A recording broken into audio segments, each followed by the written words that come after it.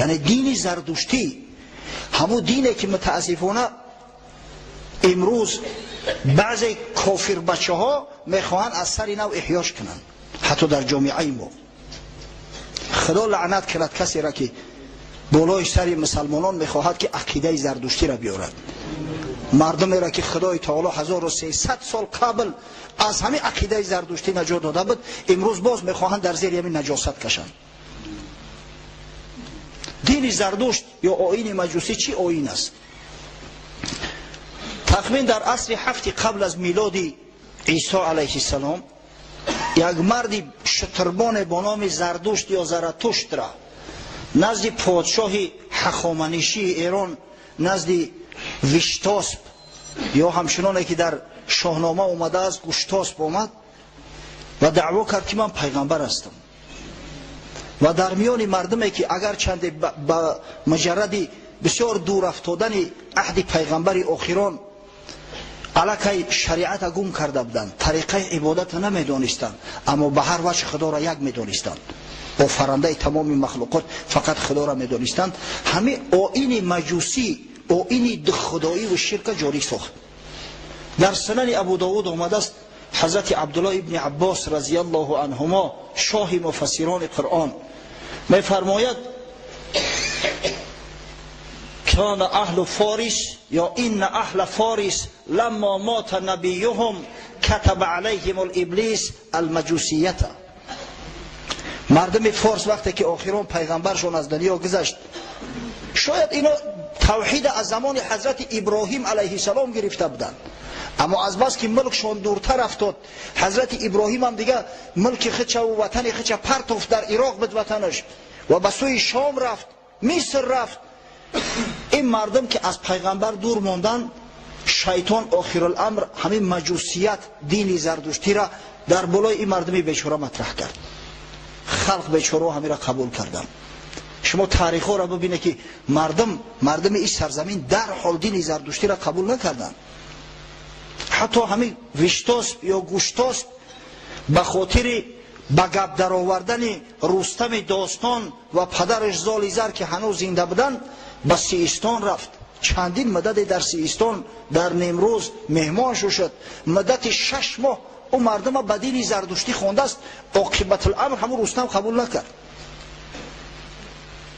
اگر چنده نمیدانست که چی نوع خدا را عبادت کند، اما شما شاهنامه را ببینه، در همه جا وقتی که فردوسی از نام رستم گپ میزند، دعا و نیایش رستم میارد، دائم تاکید میکرد جهان را بلندی و پستی تویی، ندانم چی، هر چی هستی تویی، پستی و بلندی این جهان تو هستی، من نمیدانم تو چه چیزی، صفاتی تر نمیدانم، از ذاتی تو بخبر هستم، نمیدانم که چی نوع عبادت کنم، اما پروردگار را همه قدر میدانم که هر چی هستی تو هستی، اول و آخر تو هستی، ابتدا و انتها تو هستی، ظاهر و باطن تو هستی.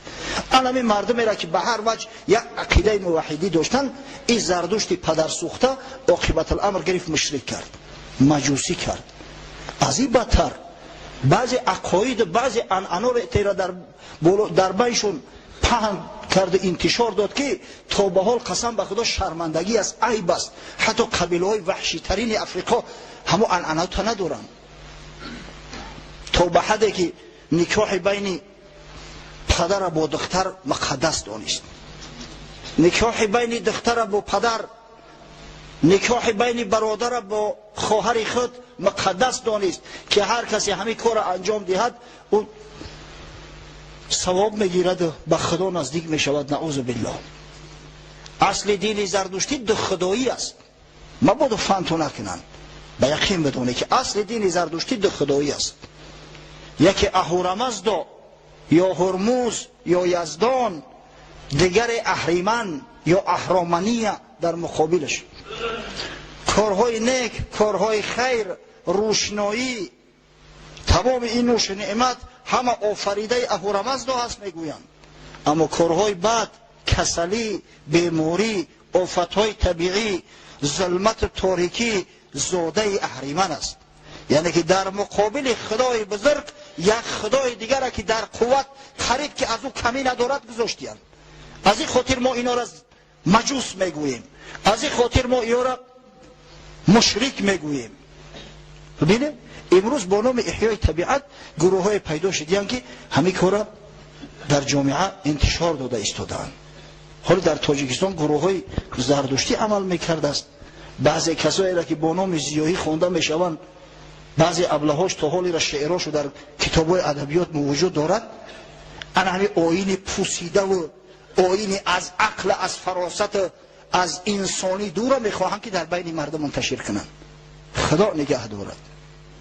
انشاءالله من امید دارم که این مردم سربلند، این مردم با آبرو و عزت که به اختیار خود، قسم به خدا به اختیار خود اینا قبول کردن. زیرا در دین اکراه نیست. زیرا کسی را مسلمانان مجبورا مسلمان نکردند. هر کسی میگوید که اسلام با آتش و با شمشیر به این سرزمین آمده است، والله دروغ میگوید. لا اکراه فی الدین. همین مسئله را مسلمانان در همه عصر و زمان پررنگ رعایت میکردند. اگر چنین نمیشد تا به حال در ایران که دولت اسلامی است، ببینه در طول تاریخ 1400 سال اسلام محله و قوم‌های گبرنشین باقی نمیموند. تا گبرها هستند در ایران، آتشکده دارند، به همه عبادت‌های خودشون مشغول هستند. کسی اینا را مجبور به اسلام نکرده است. و این ملت سربلند ما الحمدلله به اختیار خود اسلام قبول کردند. ما به اختیار خود اسلام قبول کردیم که خداوند آبرو و عزت مان داد. از میان مردم این سرزمین جوان مردای پیدا شدن، علمای روشنفکر پیدا شدن که تمام عالم اسلام با اونا افتخار میکند. این بود احوال زردشتی ها. چیکار میکردن این مردم؟ عملشو از چی عبارت بود؟ کوشش میکردن روحانی های زردشتی که آب و آتش در یک جا جمع نشود. کوشش میکردن که آهن زنگ نزنه. آهن یک چیزی مقدس میدونستن. آهن برای اونا را مقدس بود. کوشش میکردن که خدای نکرده یگون انسان در زمین نگورونن که زمین نجیس شود. انسان برای اونا نجیس بود، زمین مقدس. کوشش میکردن که مبادا خدای نکرده مثل همون هندوها یگان آدم در آتش نسوزانند که آتش نجیس شود. تمام عبادت رو عبادت از زمین است. اگر به شرطی که به خاطر عبادت همون آتش داخل معبدهای خود که میشدن دهاناشون هم پوشاندن که مبادا همون بوی دهنمون یا نجاستی که از دهن میبرید به آتش اصابت کند، آتش نجیس بسازد.